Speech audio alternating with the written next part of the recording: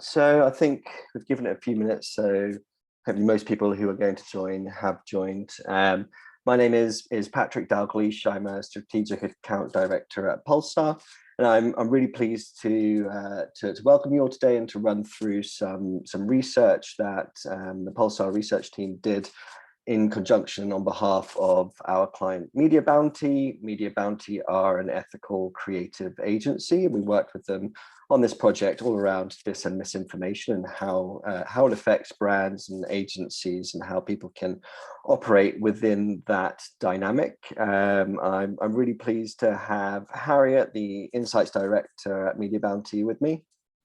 Hi, everybody. And also joined by Flo as well, who's the Strategy Director. Hi, everyone. Thanks for joining.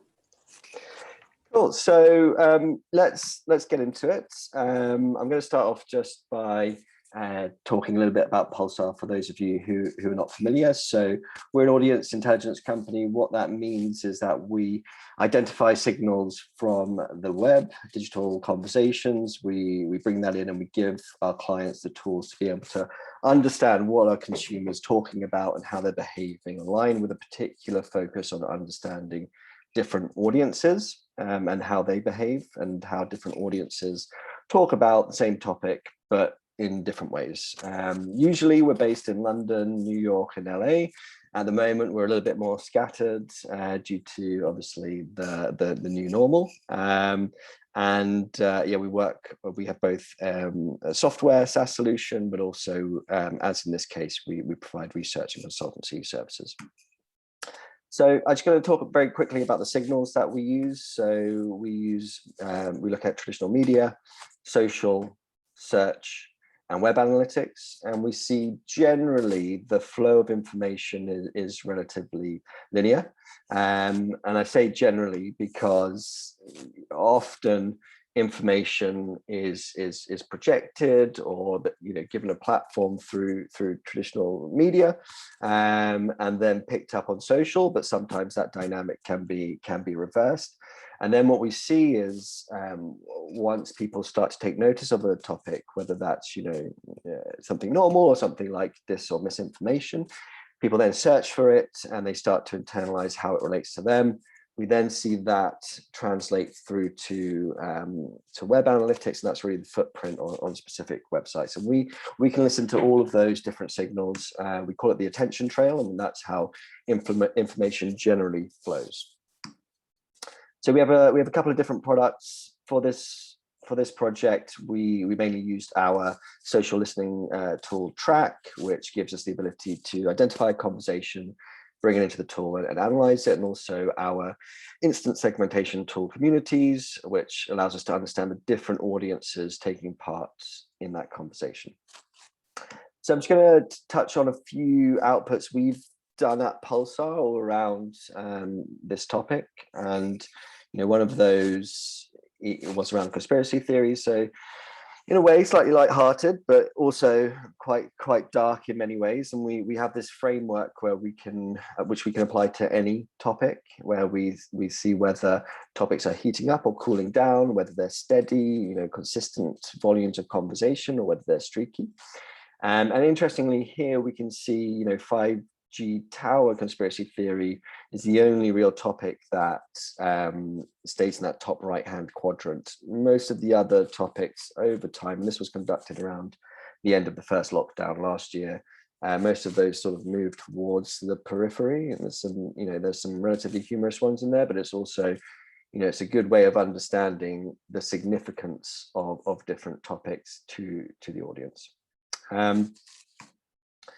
We have recently produced the Vaccine Sentiment Index, and what this does is it looks at how consumers are talking about all the different vaccines online, and we can see how consumer sentiment shifts and evolves over time.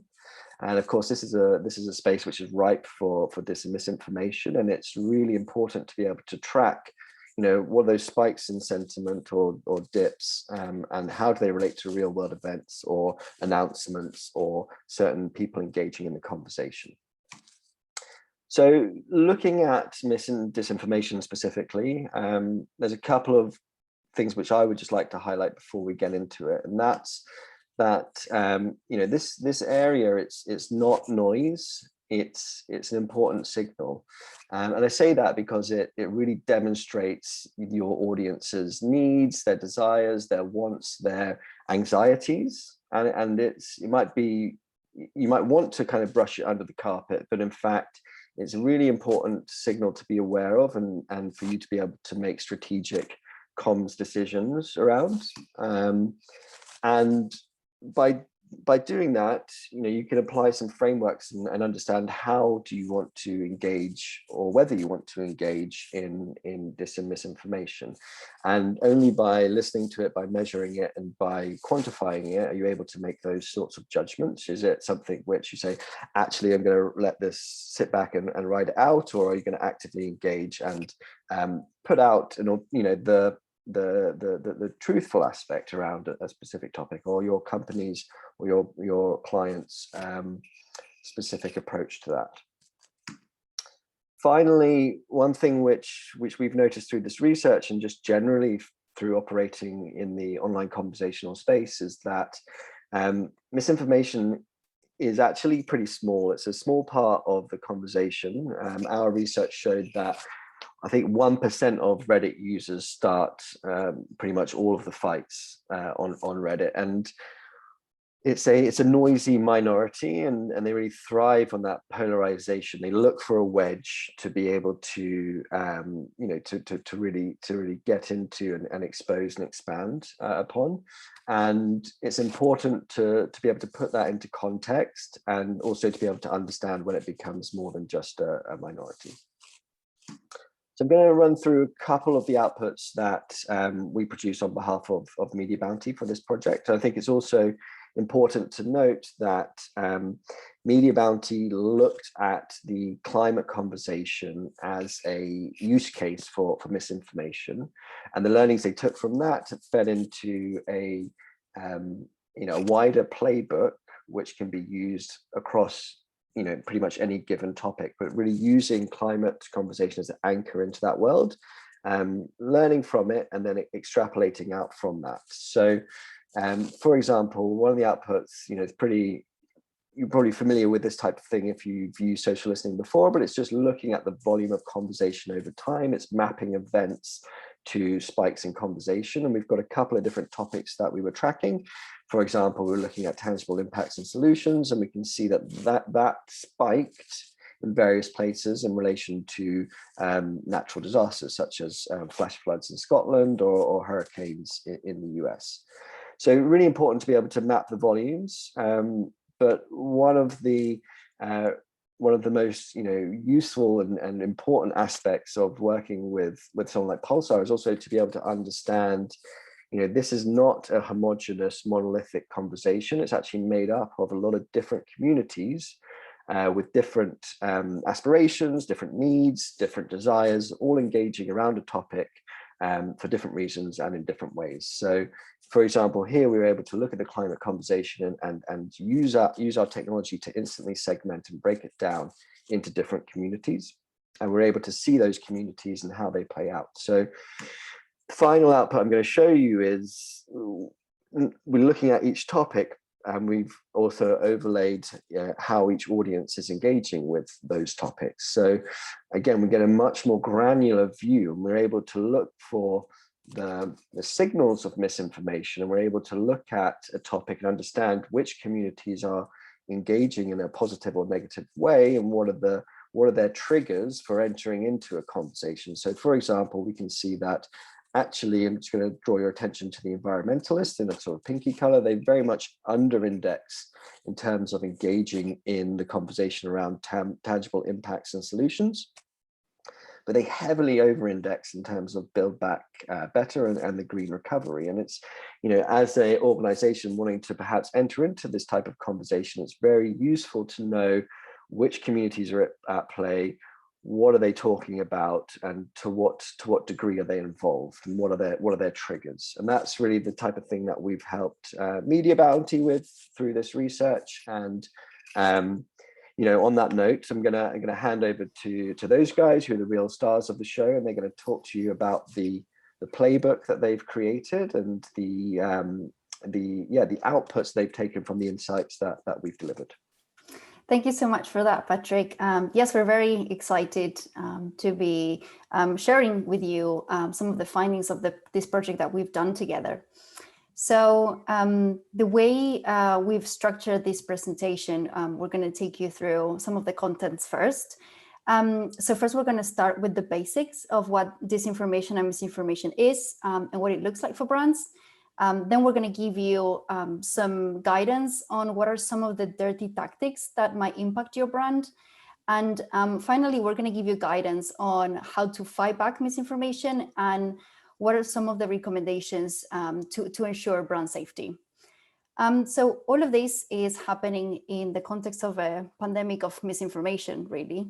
On the next slide.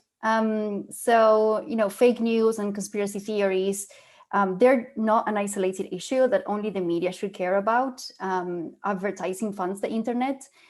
So that means that our brand campaigns can appear in conspiracy theory websites and many other harmful environments. So this obviously has an impact on brand building, on brand reputation, also in terms of media strategy and ad placement. So with this presentation, we hope to give you the tools to be able to navigate this context. So now over to Harriet to kick off things. Thank you. And sorry, I've got a slightly itchy trigger finger when it comes to the slides flow. Apologies.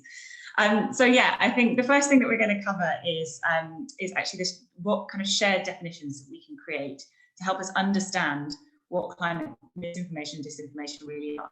Once we understand the problem, I think it will help us to understand what we're up against and how we can respond.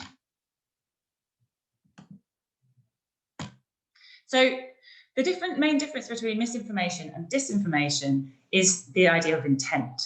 Disinformation is created and shared with the intent to deceive, whereas misinformation is actually shared without the intent to deceive.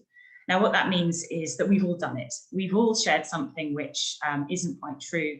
Maybe it speaks to our biases. Maybe we were confused and didn't realize that we were spreading something that wasn't quite right. It's why Twitter have introduced the "Are you sure you want to share this?" on posts, if you haven't clicked on the link before. Now, there's this as advertisers. Many of us are used to this kind of disinformation. A few of us might have been asked to create it over the years. High carbon companies have been using this kind of positive communications to perhaps overstate how well they perform or produce something that stretches the truth. Tobacco companies did it before them, and before them, snake oil medicine companies, and even our favourite Guinness was guilty of doing the same. But greenwashing is just the tip of the iceberg. What's happened with conspiracy theories is really interesting. They've been around for years. Think about the Roswell kind of UFO story or the Shergar's disappearance. But actually what's happened is when you combine them with the recommendation algorithms that define many of our social networking spaces, and you add in a dash of the fear that comes with being in the center of a global pandemic, you've got something, you've got quite a toxic mix. Today, 12 million Americans believe that lizard people have taken over the White House. Now that sounds, that sounds completely wacky to some of us, but the scary thing is that many of these theories are actually rooted in anti-Semitism. So this means that disinformation suddenly starts to take a much more sinister form. And the real world consequences of this pandemic of disinformation are profound. Earlier this year, many people stormed the US Capitol building. Why? Because they genuinely believed that the election had been rigged in favor of Joe Biden, information that they had got from online conspiracy theorists. Elsewhere, elements of QAnon are reportedly believed by one in 4 people here in the UK, and hundreds of thousands of people have protested in the last year against the wearing of masks across Europe. This year, we have the global COP26 summit, which is happening in Glasgow. This is the biggest climate summit of a generation. And we're concerned that there's many people who would love to see it derailed. That means whether COVID or climate or protecting your brand is your priority this year, we've got some work to do. What I want you to take away is that disinformation can come from many sources and look very different. from high carbon companies, like I said, who want to soften their corporate image, to government chances that want to make a buck or two through putting advertising on their disinformation sites. We just need to be aware of it and plan so that we can actually be one step ahead of them. And for those of you with advertising budgets out there, we want to be really clear. Advertising does fund the creators of disinformation. Disinformation is salacious, in making it really likely to be engaged with and shareable. Just the kind of content that fuels cheap programmatic advertising and recommendations on our favorite social networks. To cut off the funding for disinformation, we're going to need your help. But don't worry, we've got some great ideas for this. We'll come to that later. But the important thing is that you don't end up like poor old Ecosia here, whose entire business model is about promoting climate action and yet accidentally are appearing on climate denial online. And just to preempt our free speech advocates, nothing we're going to suggest should impinge freedom of speech. We believe that it's incredibly important that this is upheld. Freedom of expression is a human right. But we also believe that freedom of speech does not equate to freedom to be paid for that speech or freedom to be recommended through recommendation algorithms to millions of people. So we'd just like to state that up front. Over to Flo. Yes, so what does misinformation look like then? So the research we've done with Pulsar allowed us to identify 9 different categories that use different tactics to create misinformation, but we're only going to focus on 4 today. So this is the first one. This is leading questions. So these are created by adversarial actors that leverage controversial issues around brands to then monetize that attention. So in this case, there was this myth that McDonald's was a purchaser of cow eyeballs. So what these websites do is they create content based on popular keywords with clickbaity headlines. So they take these myths as an opportunity to really shape perception of brands in a way that is obviously damaging to brands, but also it harms audiences who are looking for real information. Then the next one is amplifying contrarian views. And we saw this one in the UK with the Sainsbury's Christmas ad, which featured a Black family sharing a family tradition. So with this headline, what the Metro News is doing is not really amplifying the fact that Sainsbury released, an inclusive, wholesome ad. They are amplifying the boycott from social media users to the brand. So when you amplify contrarian views in a way like this, it just creates the sense that the boycott is much larger than what it actually is. And then it impacts the brand and how people think about it. So the next one is irony and semiotics aversion. And this type of content relies on irony and ridicule. They're really common because they drive a lot of engagement, giving these attackers then the reach that they can sell. So in the case of this meme, for the World Health Organization, the way that health is replaced by hoax is just a really perfect way to create distrust. During a very critical time where lives really depend on listening to this expert advice. So this is just to show that adversarial narratives are constantly being created, and they're also leveraging memes and images that really help them land the point in a way that is very visual and easy to consume, and therefore contributing as well to their distribution. So the last one that we have today is factual mishap, which basically happens when you have 2 different arguments that are brought together to create a new claim. So in these memes, you have like anti-vaxxer sentiment mixed with like flat earther claims, and they're just trying to form an argument that it actually has little to do with anything. But in these memes, what's happening is that the woke Coke becomes the punchline of the joke, with the intent to create confusion and fuel conspiracy theories. So yeah, as you can see, misinformation can impact brands in many different ways. And now Harriet's gonna talk about the dirty tactics that we might find. Thank you. So yeah, let's have a look at these dirty tactics. Worth noting here that this has all been put together with the insights that Pulsar gave us. So that kind of raw data that Patrick talked you through has been, we've kind of taken it and then combined it with some of our thoughts.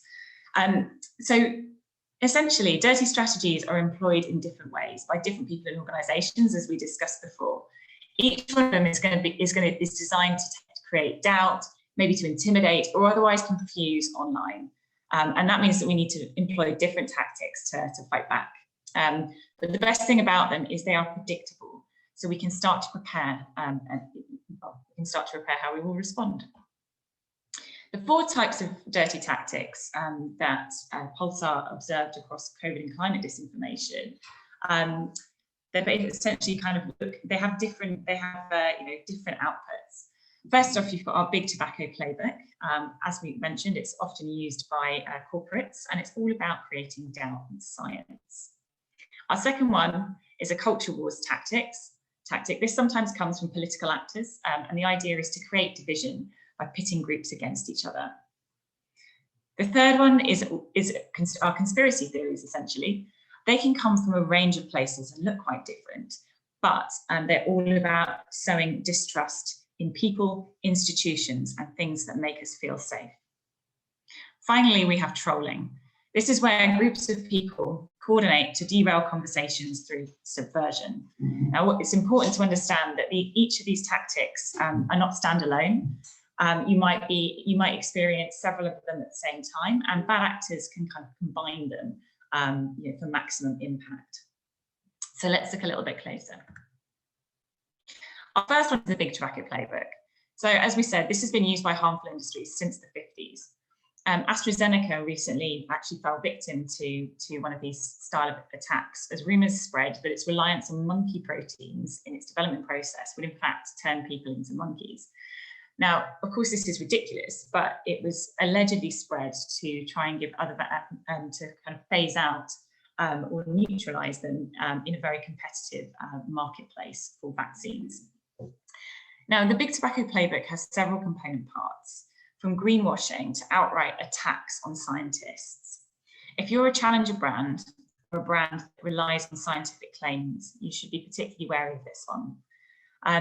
The best thing about it is it's essentially predictable. There's lots of materials online. We link to kind of lots of information in our report about it. And actually, basically, if you lead with emotion over scientific fact when you're talking to consumers about it, and if you're proactive in trying to spot it and listening in on the conversations surrounding it, you should be okay. Our second one are the culture wars. Now, anyone who has logged onto any form of UK media in the last week will know exactly what a culture war looks like. One group is pitted against another to division, and it's ugly, but it works. Often this tactic focuses on negative emotion, such as a fear of loss, a sense of unfairness, or a fear of the other. These powerful narratives polarize debate, and they create identity politics. Brands can respond by doing their best to find common ground, consistently communicating within the frame of their brand values and pointing out and denouncing wherever hate speech and bullying can be found. More on this in a minute. We've talked a little bit about conspiracies already, but last year was the year that conspiracy theories came back to bite brands. Between QAnon's attacks on Wayfair and QAnon kind of the Trolls franchise being included in conspiracies around kind of harm to children. These are a kind of real concern. Now, lots of them sound really wacky to us, but the people who believe them really, really believe them. They're hugely emotionally involved. And imagine how you'd feel if you thought a member of your family was under threat, or that powerful people were covering up child abuse. These are really, really strong narratives. They tend to merge. That's what we know about them. They tend to kind of develop, and they feed on really, really real fears. We as organisations the best thing we can do is seek to defund them. So there's great publicly available lists of some of the worst sites and people who propagate them. We can add those to our exclusion lists. And we can also use best practice around debunking them, asking questions, challenging questions to those that spread narratives, fact-checking, and really responding with empathy. Now, finally, we have trolling. These tend to be coordinated attacks, an activity which derails conversations. Sometimes these troll accounts are also automated, and it's a tactic used to create false emphasis or to create the impression that there's more people out there outraged than there actually are. Nike fell victim to trolling after their Colin Kaepernick campaign, but ultimately they stuck to their guns, and because of that, it resulted in more sales for the organisation and the globalisation of a conversation about race and inequality in American sport. If Nike had backed down, it would have been disastrous for them as a brand, and also the community that they would have exposed to a large amount of hate. As brands, we need to be able to spot what's a troll or a bot attack and what's a real issue. So sticking to our brand values and incorporating troll and bot identification in crisis management can really, really help here. So now over to Flo. Yes, so as you can see, there are many different dirty tactics. So we wanted to give you guidance on how you can protect your brand equity and reputation if you found yourself in the middle of one of these situations. So we have 3 different scenarios. So depending on the situation, there are different ways that you can react. So the most adversarial situation will require you to set the record straight. And in the most positive scenario, you will be able to proactively grow your brand in a way that is ethical. And you can also take up, an initiative or launch a campaign to support a specific cause that is aligned to your company values. So knowing that, doing that will require you to align with your ethics and require you to take a stand as well. So we're going to get into the detail of each of them. So if we start with setting the record straight, what this one is really about just responding to criticism and attacks. So the most important things to remember while doing this is that you have to stand up and be consistent with your messaging. So you need to answer questions and debunk myths in a way that really counteracts the adversarial narratives. So you have to do that while also maintaining a tone of voice of empathy, and also pointing out hatred and showing solidarity to any group being targeted. But most importantly, you just need to keep consistent to your message to just, go through the storm of it. An example that we wanted to bring in terms of setting the record straight is the one of ITV. So we really like this example. After Diversity's performance at Britain's Got Talent, there were extensive reports that Ofcom received around 15,000 complaints about the dance routine on, honoring Black Lives Matter. But the reality was that only 7% of these complaints were received after the program aired. The vast majority were filed, following the news coverage, and which really included around 20 very negative articles from Mail Online. So to respond to this criticism, ITV stood by diversity and supported them with an ad that was a bit of an extension of their current ad campaign, More Than TV. So with that one, it was just a great way of setting the record straight, because instead of giving a voice to the critics, ITV remained consistent to its message and values to really make the point that they supported diversity in their routine. So the next scenario is campaigning. So campaigning is all about creating a behavior change or rallying people behind an action with positive social impact. So if you are thinking about campaigning, it's important that you think about how it aligns with your business and brand strategy. So it's an activation that is not seen as like an ad hoc initiative, but really creates value to your business and also delivers impact. So what you need to do is just create the campaign from the point of view of the audience, right? Like, why would they care? And making it super clear about what change they will bring if they get involved. So doing this, it's also important to be clear about what they have to do, and keep them updated on how things are progressing and what are the results of the campaign.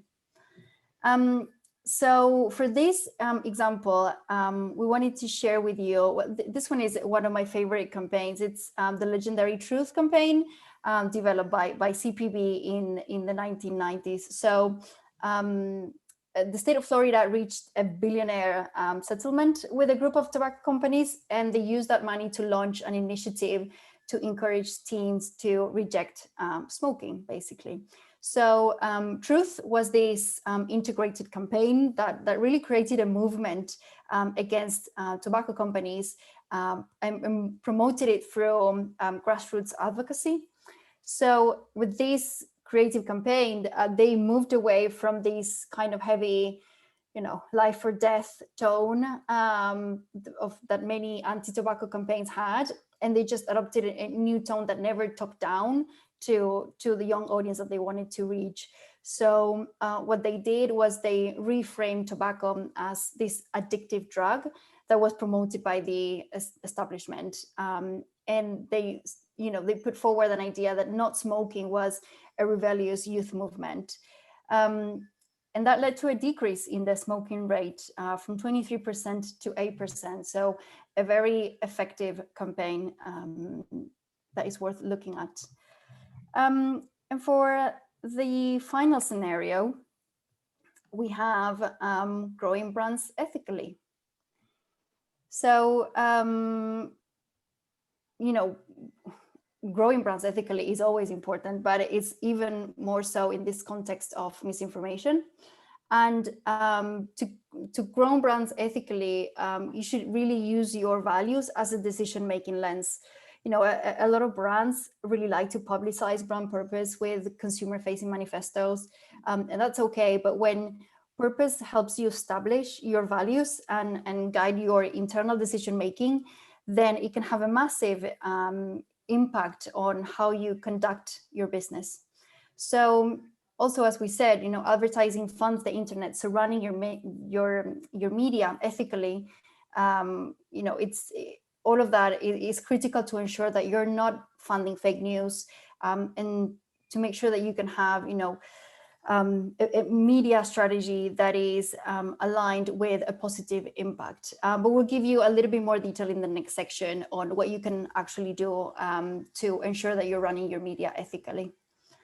And then as an example of growing a brand ethically, we just wanted to highlight the work that O2 has been doing in this front. After 5G disinformation threatened their staff and infrastructure, O2 signed up to the Conscious Advertising Network to tackle misinformation through advertising spend. So we just wanted to also share with you that the CAN is free to join, and it provides practical and open source resources on everything that we've discussed today, from fake news to hate speech. So now Harriet is going to give you just some practical advice on brand safety. Thanks, Flo. Okay, so now we know how to fight back. How do we cut off the funding for this stuff? And how do we protect our brands online? So the first principle that we use at the Conscious Advertising Network is that advertising money is a resource that funds the internet. And with that power, we believe, comes great responsibility. So we encourage people to think about what they'd like their ad spend to fund, but also, and invest there, but also think about where they don't want their ads to end up, and make sure that stuff is effectively defunded and added and removed from your media spend. So what should you fund? Well, essentially what this looks like in practice is that our ad money should be reaching diverse publications. A study by Vice last year found that 73% of safe LGBTQ+ content was rendered unmonetizable because we're blocklisting keywords like lesbian, for example. We should be proactively investing in diverse media, not only so we can reach diverse audiences, but also to raise voices. Many of these communities are the frontline victims of the worst disinformation. We should also actively fund quality news and reporting. Not only does this have better dwell times and facilitates greater memory encoding than things like cat videos, for example, but also it's essential in our fight against disinformation. Last year, major newspapers ran without adverts because brands added COVID-related keywords to their block lists. We know the same is true for climate. I think in our report, around 70% of safe climate content is rendered unmonetizable through block lists as well. So please slim them down and take these words off your block lists. So what shouldn't you fund? Well, let's start with hate speech. The UN have done loads of work in defining what hate speech is and what it looks like. And also creating advice on how you balance removing hate speech with upholding free speech. We point to that work in the Conscious Advertising Network. We call it CAN, it's easier and less of a mouthful. We point to it in CAN's kind of hate speech manifesto, so we encourage people to use that. We also encourage you to take action on ad fraud. Did you know it's the biggest funder of organised crime behind the drugs trade?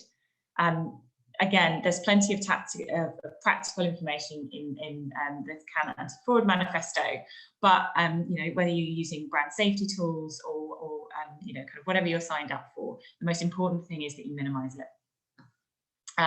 Finally, we encourage you to talk to your platform representatives. Ask them what they're doing to make sure that your advertising isn't funding hate or disinformation. We know that if people keep asking, it creates an incentive for them to keep acting. And finally, we reckon you should have a disinformation policy for your business. We think that policy should contain definitions to help your organisation understand what dis and misinformation kind of mean for you, and also how you can avoid funding them. The tip here is that CAN's manifestos are all open source, so this guide will be available for you, so that you can use that to create that policy. We also reckon that you should think about this through the lens of your brand values, as we keep saying. Each organisation is going to have different tolerance levels and different approaches to this kind of information, but people in your organisation need to understand what it means for them, how they should act, and how what this means in their day-to-day. So we also recommend that you make sure that staff are trained and you've got the right kind of procedures in place to help them. So thank you for listening. This research has been put together collaboratively by Media Bounty, Pulsar, Check, and the Conscious Advertising Network. If you take anything away from it, please do these 3 things. First off, use social listening to understand the potential threats and opportunities to your brand and the dirty tactics that might be at play. It'll allow you to be prepared and to get an early warning system for what's going on. Secondly, be prepared. Make sure that you've thought about what kind of dirty tactics you might experience. Put processes in place to help you prepare and have stop responses ready when needed. Finally, we encourage you to take action on brand safety. Actively protect your brand against threat and disinformation. And make that everything from in your policies to what you fund in your media plans. So yeah, thank you so much for listening. We're going to go to some questions now. If you'd like to stay in touch, here are our details. And you can get a copy of the report if you email the hello email address. We're also going to be creating a disinformation network this year, to encourage people to share information and learnings around disinformation so that we can collectively fight back. So thanks so much for listening.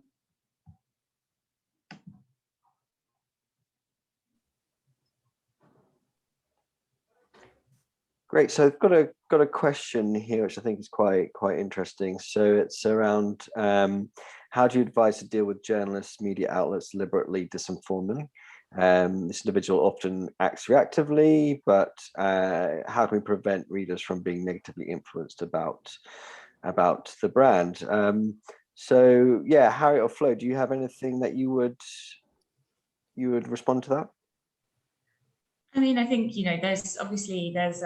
there's a kind of a line here. The last thing we want to say is that advertisers should be kind of influencing editorial policy, but what we do know is that there is a line, right? So there is a line where things become hate speech, and there is a line where things become disinformation. So if you've got from an advertiser's perspective, if you've got ad budget and a publication you're advertising with has crossed a line, we'd always recommend that you have a conversation with them and consider whether you want to continue advertising with them. If you are another organisation, if you are a charity or otherwise, I think these clear definitions are really, really helpful. It's why we encourage you to look at the quadruple A report, the Lord's Select Committee here from the UK on disinformation, headed up by Lord Putnam, also created very good guidance around what constitutes disinformation and misinformation. Their definitions are your friend. They're accepted, and they're things that you can take to publications and say, look, this is the line, this is what you've crossed. Great, thanks, Harriet. And I just add to that from Pulsar's side, where we can help is by quantifying that and by understanding that. And as we kind of touched on at the beginning, it's about saying, well, okay, how significant is this misinformation? Is this something which is getting a lot of airtime, having a lot of visibility, having a lot of impact? Or is it in fact something which we will only muddy the waters and get ourselves embroiled in something which is perhaps unnecessary by engaging? Is it not worth even engaging in it? So, I think Harriet and Flo are definitely the experts in being able to answer that question. But I would say, if you're not actively measuring it and trying to understand it, then you're unable to make the call that Harriet alluded to there. Great. So we've got another question here that's come through, and somebody's asked, Harriet, can you elaborate what block lists you were referring to? So I think that was early in the presentation, and just around block lists in general and how to exclude authors or individuals. Yeah, absolutely. So I was specifically referring to the kind of block lists that get used in advertising. So what will happen is if you brands use block lists often to stop their advertising from appearing next to content that they don't want to appear next to. So, for example, if you're an airline company, you might have the word crash on your block list because you don't really want an advert popping up next to a story about the crash in the newspaper. But brands also use them to stop themselves appearing on things like porn or other things. And the problem with it's really crude technology. So if you are, if you do, essentially a lot of words have double meanings. Shooting can mean basketball shooting as well as other things. As I mentioned, if you are a member of the LGBTQ+ community, lesbian is on brands, kind of block list, then that means that great content written by the community or for the community also cannot monetize itself. So that was the specific block list that I was referring to. I know that there's block lists that are used in other areas. But... Great, thanks, Harriet. Another question I think is probably important for you guys to answer is just about the how people can access the research that you've produced. So it might be worthwhile just talking through how and when that will be available. Sure. I mean, yeah, sure. So the advertisers report is going to be going live in a couple of weeks. If you want to send us an email, then we'll be happy. We may be able to get you a pre-release copy. We'll see. But then we've also created a much more kind of I suppose a much fuller report, which is really aimed at the climate movement as well. So if you are a campaigner, it's got, it's helpful even if you're not talking about climate. But if you are a campaigner and you're worried about how you're going to react to disinformation, misinformation this year, then it provides some hopefully really helpful and in-depth guidance that touches on a lot of the topics that you've seen today. So that's going to be out more likely in April. But again, if you email us on the hello@mediabounty.com address, then we will, we'll add you to the list. And the minute that's ready to go, we'll send you a copy. Yes, and just to add to that, that longer report has a lot of details on how to create content, how to run your paid media in a way that is ethical, and it has very specific advice for campaigners. So if you are doing anything related to COP26 or climate, just get in touch because we hope it will be useful for you. Thanks, guys, and I think that'll be really useful for all of the attendees here. Another question which I think is probably quite pertinent is, do you have any recommendations on places where people can go to fact check information, or generally how to approach fact checking? It can often be a, speaking from personal experience, can often be a disorientating experience in itself. Any hot tips in terms of how to approach that? Yeah, gosh, there's so many organizations out there that do some fact checking. Like Full Fact are obviously fantastic, and they're really good if you're in the UK, because they check the news, and they check that, they pull out the most pertinent stories of the week and dissect them for you. They're great. You've also got, I mean, if you're talking about climate, then GRIST, for example, and Skeptical Science both have fantastic databases of kind of denier claims and responses to them. So I would just, I would look there. If you're less, then you've got resources such as the Global Disinformation Index, who again produce regular reports, which are really, really helpful and insightful, and NewsGuard as well, who do the same thing. So there is, we link to a lot of these resources in the report, because the idea is that we want to share the love with the stuff we found. I think if you're looking at debunking best practice as well, there is a really, really good debunking handbook, which is updated regularly, and that's out of a US university whose name has escaped me, but it's headed up by a professor, Stephen Lewandowski. So again, that's kind of talks about debunking best practice. Great. Thanks for sharing, Harriet. And so another question which I think is as well as quite useful generally is around how to disarm trolls on social media. From your perspective, and whether on an individual level or particularly from a brand perspective, is it best to block them or to engage with them? And I think that's probably we can extrapolate out from that and talk about misinformation more generally. How should people engage and respond to that, or how should they, what thought process should people be going through to make that type of decision? Yeah, so on that, we think that, your social media team is going to be the front line of this battle. So it's very important that you, first of all, provide training for the people that are constantly, listening to people online and engaging with them.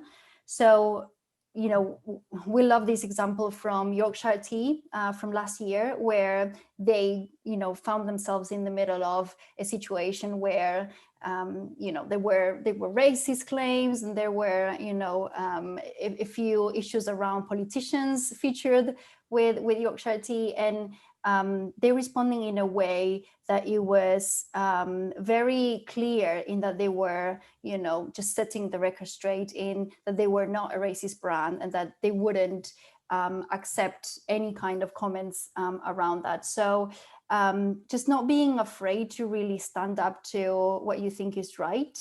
And that was a very powerful tweet that just, put a stand in the ground of what the brand believed in.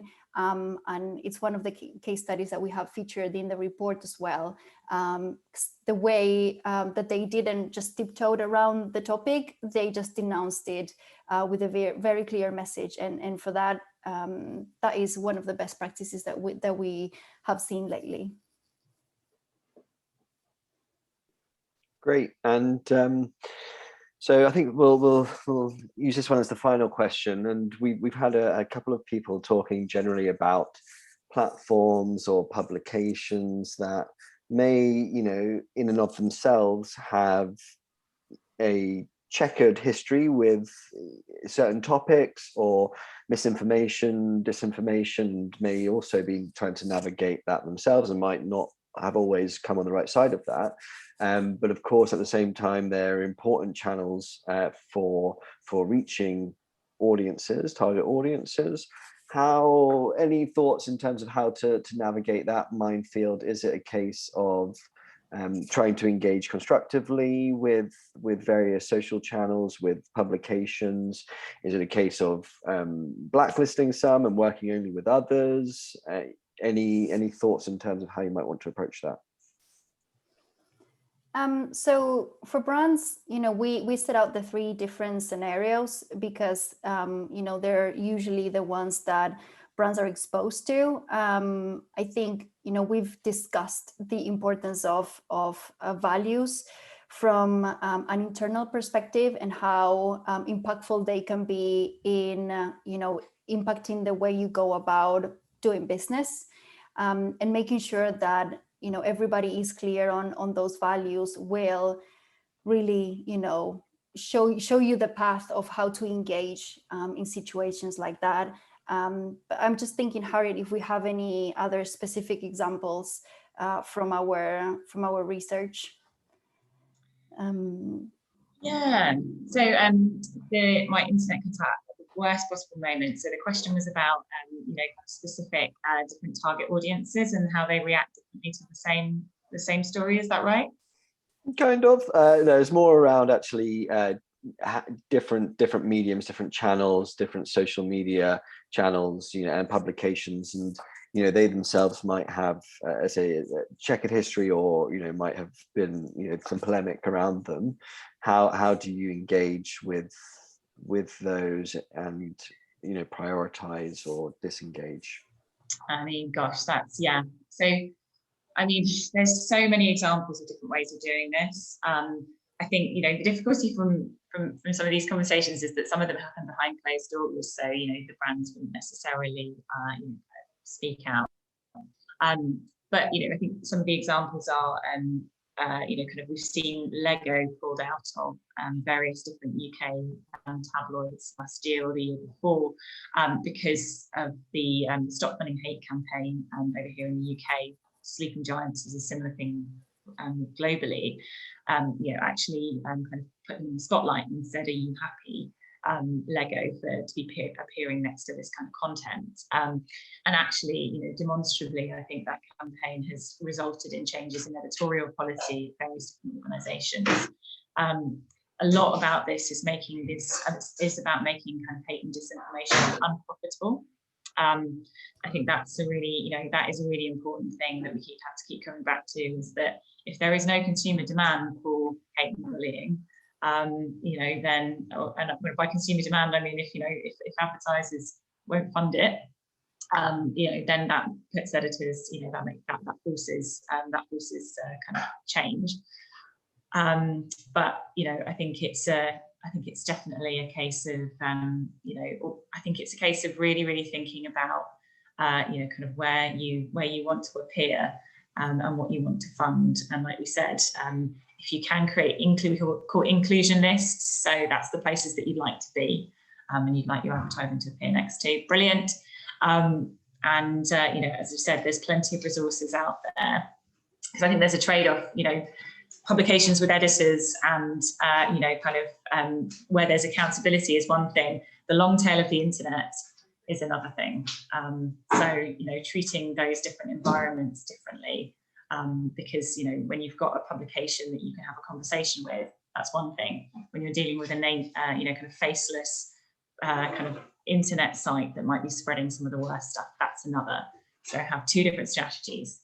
Make sure you prioritize truthful publications, and make sure you use all the resources that are out there to get rid of the worst stuff from anything you might be funding. Excellent. Well, thank you so much, Harriet and Flo, for a really informative presentation. Really looking forward to seeing those results, released and published in due course. And thanks to everybody for joining. I hope you found it insightful. And yeah, do feel free to reach out to either us at Pulsar or of course the team at Media Bounty, and the recording will be made available as well. So thanks a lot, everyone. Take care, and thanks for joining. Thank you. Thank you.